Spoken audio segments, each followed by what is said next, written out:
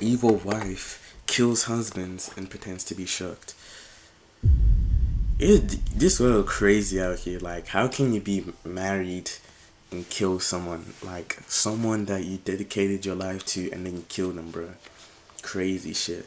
I don't even think marriage is possible in Gen Z, but if I keep saying that, then it won't be possible. But the way people are moving these days, like, I don't know how it's like people are not thinking long term, you know what I'm saying? But we gonna get into the video, man. Evil wife kills husband, pretends to be shocked. What do you need me to do? I don't know what to do. This is Ann Valgora. This morning, she woke up to find her husband dead. She's saying when she woke up, the door was unlocked and there was an alarm around 4 a.m. She appeared traumatized. What? Or at least that's what she wanted the officers to believe. Well, that was smart thinking. Dispatcher for 10 years. Oh, wow. Yeah, she helped a lot of people through hard things. I think she shot him. No, I think he shot himself and she hid the gun. The officers initially assumed her husband had taken his own life, but the horrifying truth was something far more sinister. But no matter what he was doing, This some crazy shit, man. Nah, cause the stories I hear about husbands, like wives, it's like they deeply hate each other, but niggas, I don't even that know, gun's man. not there. But there's no way he can kill himself if there's no gun. He got a knife on his boot. Some Is he crazy a cop? stuff, man. I'm just gonna tell you, we found that you were responsible for Steven's death. Jesus, some crazy stuff, man. It's 3 p.m. on June 18th, 2019, when officers are dispatched to the home of a frantic woman who's just made a chilling discovery. Her husband was shot in the head and lying motionless. Shot in the head. Do you know how much you have to hate a person to shoot them straight in the head? Nigga, that's their facial structure. That's what they communicate with you. You must hate a person to shoot them straight in the noggin. Crazy. On their bedroom floor. And that's his wife. Within minutes, officers arrive at the gruesome scene.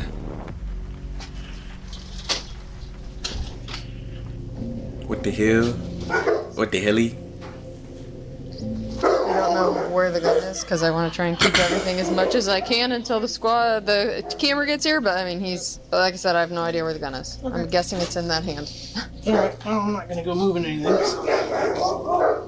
don't know how much you can check without, but I mean, we've got the discoloration. Shorty doesn't know and about everything, karma. Do we know where the gun is? Nope.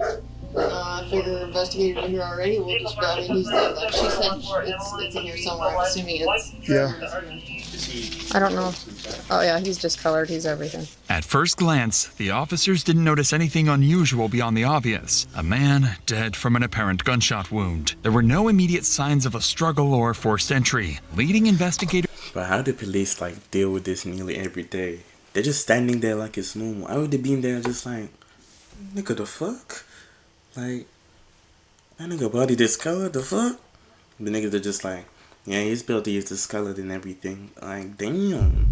Condone to the officers, cause, nigga, I'm freaking the fuck out. To initially consider the possibility of a self-inflicted injury. But when they go to question his wife, that version of events begins to fall apart. You last saw him about 2 a.m.? About 1-ish. I went to bed. We were watching a movie and I didn't hear anything through the night.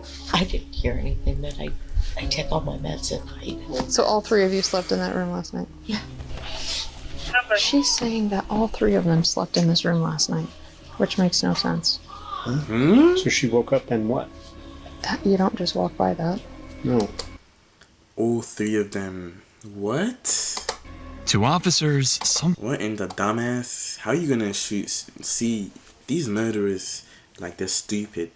They murder someone but don't think about what they're gonna do and hide it. Like, something about the scene felt off. It seemed nearly impossible that the whole family slept undisturbed in the same bedroom while Stephen fired a gun just a few feet away. If Stephen truly didn't hear shot himself, anything, he bruh. somehow managed to do it without disturbing anyone. A scenario investigators found nearly impossible to believe. So with that What? suspicion lingering, officers continued examining the body, and what they discovered are investigators and detectives like the same thing? I don't even next know. would make the situation even stranger. What do we have on tabletops? Anything interesting? No, I didn't see if there was, Nothing on the nightstands or... are you thinking like a note or something? Or? Could be anything. Yeah. It's wearing 511s. Is it a holster? Yeah, I bet you're right. Okay. Oh, you know what? That Where's there a pillow was hole? over his head. Oh. Yep. That's what you're saying. Yeah, there's the entrance. Oh, yep. So then we've got a bullet somewhere. Or you mean a casing? If he was laying on the floor when he did it. If he's laying on his side like this, boom, and then it falls. And Flops over. Wait, what? Wait, she must have done it when he was sleeping, cause what the hell? How's someone gonna kill themselves like that? Yeah. You want to move the blanket? No. It's not there. Why is he wearing a holster? Well, and he's in 511s. Holster. He's in 511s. Tactical clothing brand. There's a shell casing. Yep. But I still don't see a gun. Hold it there. Well, if there's no fucking gun, then it's not. Something's not right. No. But there, Oh, if it's suicidal, there should be a gun there. So it leads to the wife. She's really a dumbass. there's no way he can kill himself if there's no gun. Whoa. This just got unexpected. But he's got a knife boot. He's got a flashlight in his pocket. He's got a fucking holster on, and he's wearing 511s. And it looks like maybe, gloves or something in his pocket. Is he a fucking cop? Officers just made a critical discovery. The victim was 55-year-old Stephen Olson, a third-year officer with UNMC Public Safety and a United States Army veteran. This revelation immediately explained the tactical boots and police equipment. Oh, damn. So she shot a police officer. She going to jail, nigga. She going to jail. Scattered around the room. But despite this breakthrough, investigators were still missing a major detail. The gun was nowhere to be found. There's no way you're suicidal and then there's no gun kind. Well, no matter what he was doing, that gun's not there. So even if he's laying sideways, This is gonna shoot somewhere else.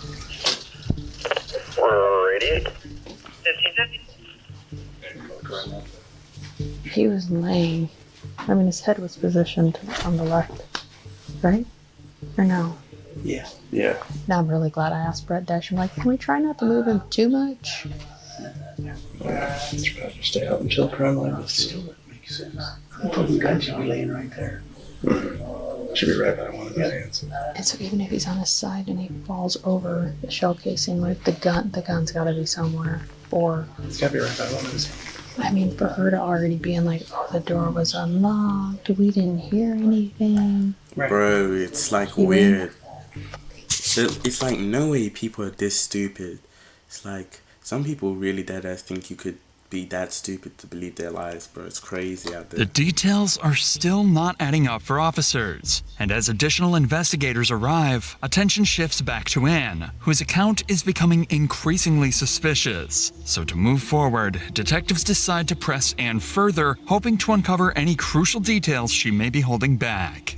I came out this She is morning holding and back. found the front door open and the screen door, and I always have them locked, and the alarm was not set, which he said he was going to run the dogs one more time and lock the doors up. And no, it was when I went to wake So it was someone from the inside, nigga.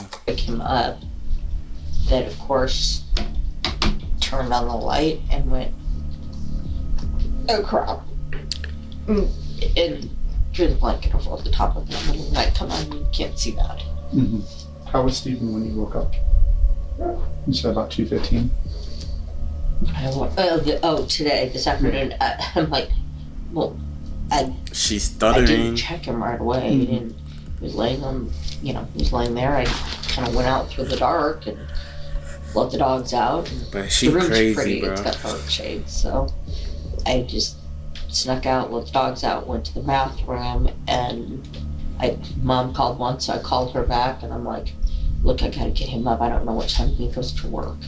So he was laying on the floor in the dark when you woke up. Yes. You came out, placed a phone call to your mom. Yes. Anne's story is starting to raise serious doubts. She insists that when she first walked past Stephen, she didn't notice anything unusual, and it wasn't until she tried to wake him up that she realized he was unresponsive. But detectives notice that Anne doesn't appear shaken or upset. In fact, she's unusually calm for someone who's just lost her husband. With these red flags mounting, investigators... Yeah, that's some evil type shit. Like, you killed the nigga and you're remaining calm. That's some just like, I never seen that shit before. shift their questions to Stephen's background, looking for any evidence that might confirm or rule out the possibility that his death was self-inflicted. As far as history with Stephen, had he made any comments about self-harm or wanting to hurt himself? No, we were just, like I said, we were trying to put things back together. Tell me more about putting it back together.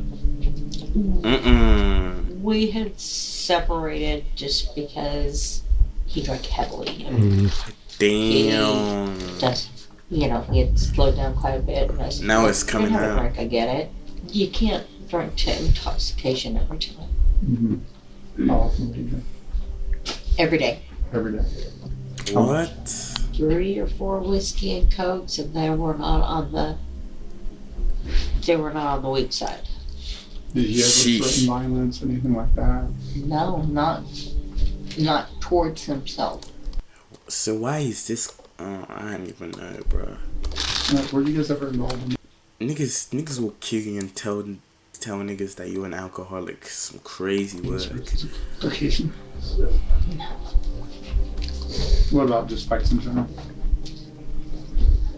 We argued about about how much money he spent on alcohol, considering there's other things, but this little guy had been through a little trauma about that he thought there was somebody walking through the house or had been in the house before, and that ties into the loony bit about the whole thing. The loony bit? The loony bit, yes. Last year they were telling me I was absolutely loony, that I was, and the bottom line was, I have anxiety, acute anxiety disorder. I'm OCD. Despite Anne sharing new details about her troubled relationship with Stephen, detectives weren't any closer to an answer. If anything, her story only created more confusion. Yeah, like it always leads to he drank heavily. It's always the liquor beer.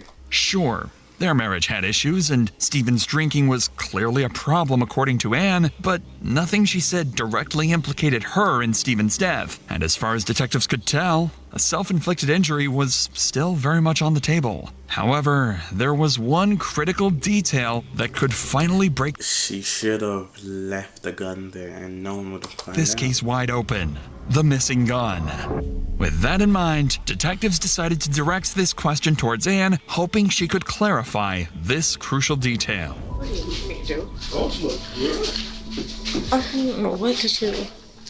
Well, we're going to work through it a little bit at a time.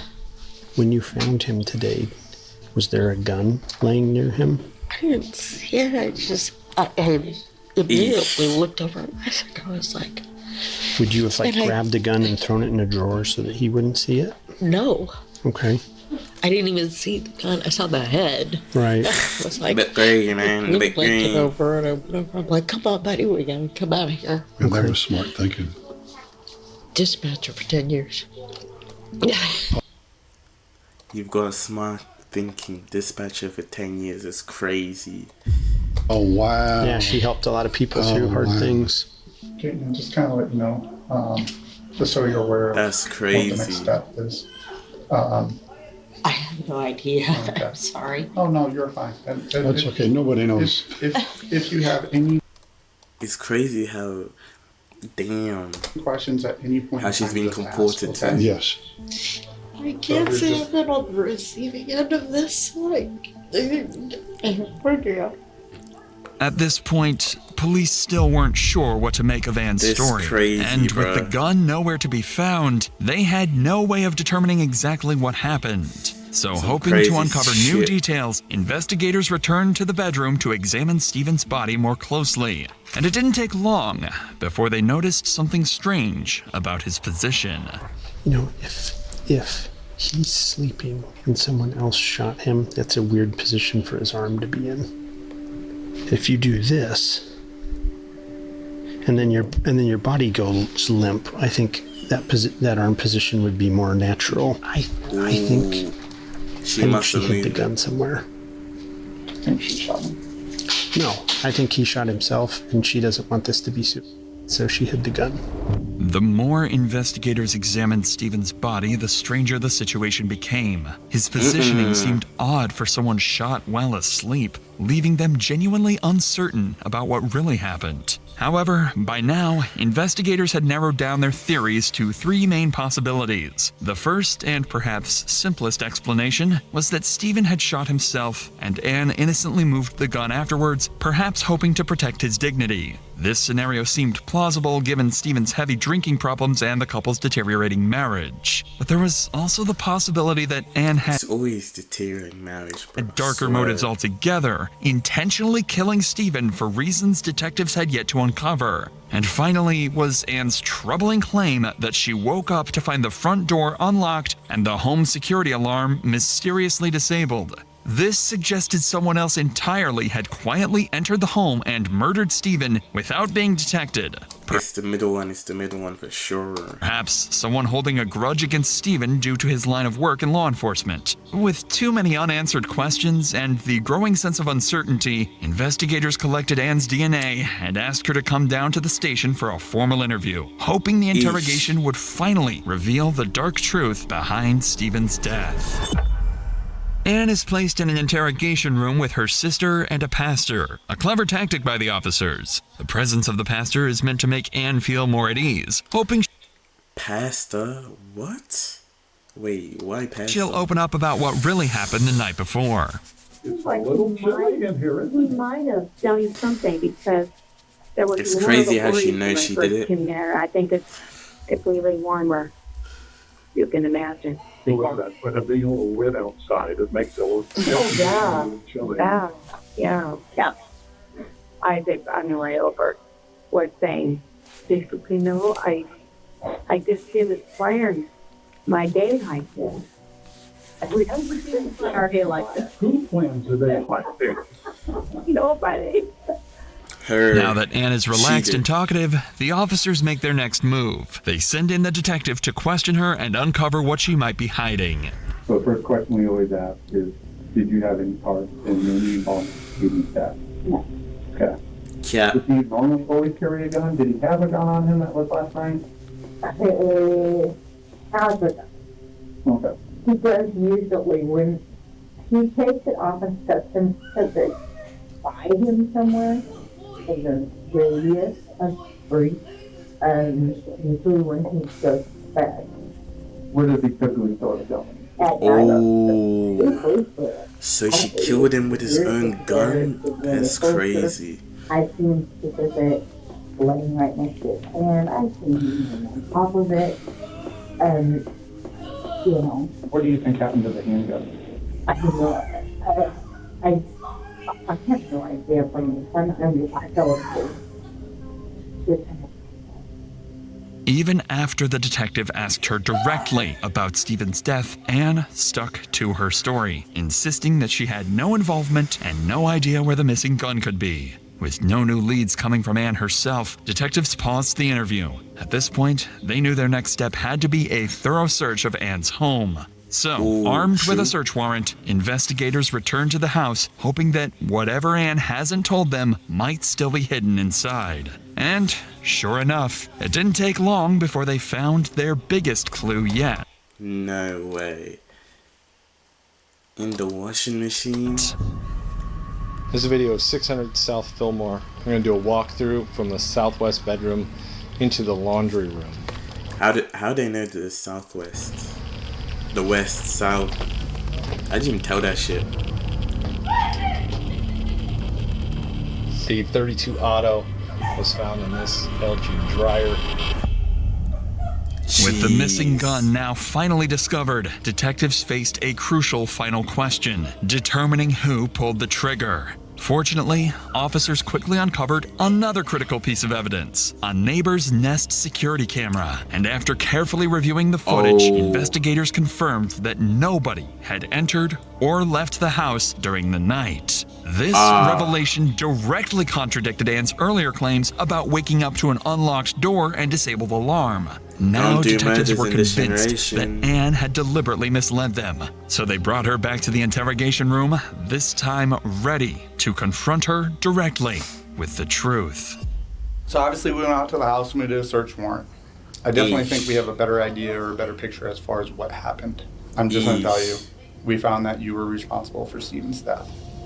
Okay. I'd like an attorney. Okay. You want to stand up?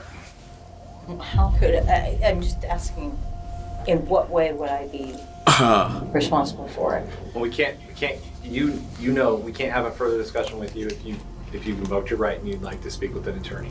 So, that stops our interview, Ann. Okay. I'm sorry, yeah, but you're telling me. She got caught. After being arrested, Ann was taken to the Sarpy County Jail, where she was held on a $2 million bond. As her case progressed, prosecutors revealed new details that finally shed light on Ann's motive for murdering Stephen. It turned out that after Ann had left her job as a dispatcher, Stephen provided her with a monthly allowance. But when their marriage deteriorated, he stopped those payments, leaving Ann financially desperate. Prosecutors argued that Ann staged Stephen's death, hoping to collect on his life insurance policy, for which she was the sole beneficiary. But ultimately, no claim was ever filed and no money was ever paid out. Additionally, a detective testified that Ann's 10-year-old son told police he'd heard a muffled gunshot during the night and that his mother told him to go back to sleep. Initially charged with first-degree murder, Ann pleaded guilty in July 2022 to first-degree assault and tampering with evidence. And in October 2022, she was sentenced to 40 to 50 years in prison for the assault charge and an additional 1 to 2 years